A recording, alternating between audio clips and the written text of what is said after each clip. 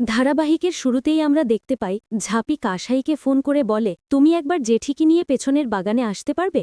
আমি জেঠির কাছ থেকে আনন্দভোগের মশলার কৌটোটা ফিরিয়ে নেওয়ার একটা উপায় পেয়েছি, তবে তার আগে তুমি বিতানার চূর্ণিকে বাগানে পাঠিয়ে দাও। ঝাঁপির এমন কথা শুনে কাসাই বলে, তোর প্ল্যানটা কি একটু বলবি আমাকে? এরপর ঝাঁপি তাকে সব বিস্তারিত বুঝিয়ে দেয়। অন্যদিকে ইঙ্কা আর দ্বীপের মা অজন্তা মিলে পুজোর আয়োজন করছিল।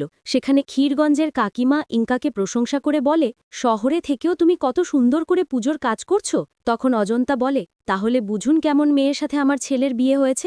আমি প্রতি বছর নিজের হাতে পুজোর আয়োজন করি, কোনো বাধা হয় না, কিন্তু ওই মেয়ে যখন দায়িত্ব নিয়েছে তখনই পুজোর গোলমাল হয়েছে। একেবারে কুলক্ষণা মেয়ে। পরক্ষণে দ্বীপের মা মোড়লদের বলে, যাওয়ার আগে এর একটা বিহিত করে যাবেন। পরে দৃশ্যে আসে সরকার বাড়িতে, যেখানে লক্ষ্মী পূজার প্রস্তুতি চলছে। কাঁসাই বিতানার চূর্ণিকে নিয়ে ঝাঁপির প্ল্যানটা বুঝিয়ে দিচ্ছে। তখন ঠাম্মি বলে, তোরা মশলার কৌটো না খুঁজে এখানে কি করছিস? কাঁসাই ঠাম্মিকে সব জানালে ঠাম্মি অজন্তাকে ডেকে বলে, ঝাঁপি ভুল করেছে ঠিকই, কিন্তু বসে থাকলে চলবে না। ভুলটা শুধরে আবার পুজো শুরু করতে হবে। দুর্বাঘাস নেই, তুই পেছনের বাগানে গিয়ে তুলে আন। কাঁসাই বলে, মা আমি তোমার সাথে যাচ্ছি। এটা বলে অজন্তাকে নিয়ে সে বাগানে যায়। বাগানে যেতে যেতে অজন্তা বলে, মেয়েটা সবার সামনে ভালো সাজতে চেয়েছিল, কিন্তু সেটা আর হবে না। কাঁসাই বলে, মা হঠাৎ মশলার কৌটোটা কোথায় গেল? তবে যদি তুমি ঝাঁপিকে সায়স্তা করার জন্য সরিয়ে থাকো, এখনো সময় আছে, বলে দাও। অজন্তা রেগে বলে, তুই এসব কি বলছিস? আমি কেন এটা করতে যাব? তুই চুপ করে ঘাস তুলে আন। হঠাৎই তারা দেখতে পায় ঝাঁপি মা ছোড়ালক্ষ্মী সেজে দাঁড়িয়ে আছে।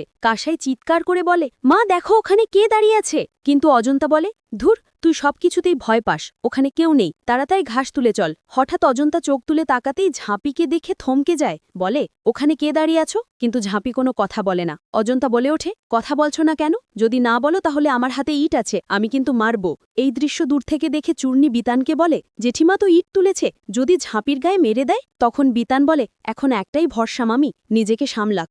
অজন্তা এবার ভয়ে কাঁদতে কাঁদতে বলে, তুই কে? এখানে দাঁড়িয়ে আছিস, কথা বলছিস না কেন? কিছুক্ষণ পরেই লক্ষ্মী প্যাঁচা এসে ঝাঁপির সামনে বসে পড়ে। সেটা দেখে অজন্তার চোখ বড় বড় হয়ে যায়। ঝাঁপি বলে ওঠে, কিরে অজন্তা, আমি অনেক দিন পর তোদের বাড়িতে এসেছি, আর তুই আমাকে অভুক্ত রাখছিস?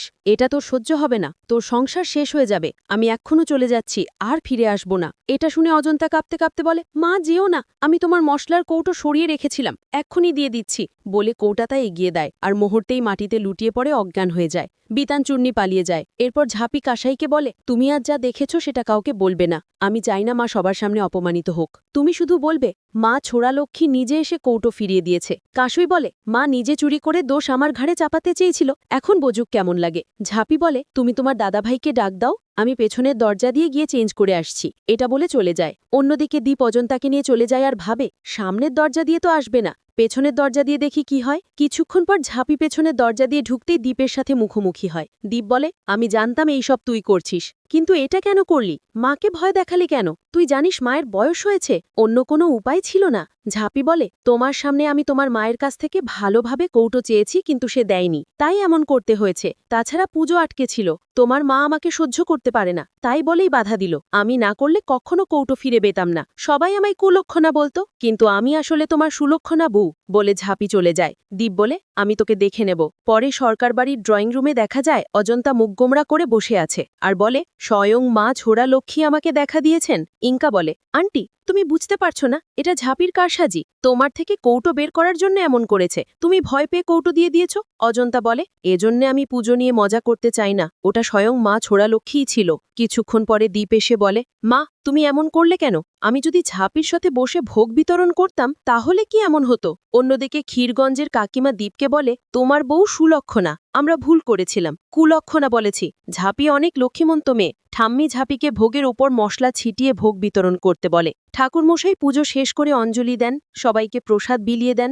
আগামী পর্বে দেখা যাবে ঠাম্মি দ্বীপকে বলে, ক্ষীরগঞ্জের অনেক লোক এখনো এখানে আছে, তাই তোমাদের আলাদা থাকা চলবে না, দুজনকেই এক ঘরে থাকতে হবে। অন্যদিকে দ্বীপ বলে, আমি তোর সাথে এক ঘরে থাকতে পারবো না, আমি বিছানায় থাকবো, তুই সোফায় ঘুমোবি। তখন ঝাঁপি বলে, আমি সারাদিন খাটছি, তাই আমি বিছানায় থাকবো, আর তুমি সোফায় ঘুমোবে, খাট তো বড়, তুমি এপাশে আমি ওপাশে থাকবো। দ্বীপ বলে, আমি তোর সাথে এক বিছানায় ঘুমোতে পারবো না। ঝাঁপি বলে, কেন? এক বিছানায় থাকলে আমি কি তোমার ইজ্জত নিয়ে নেব?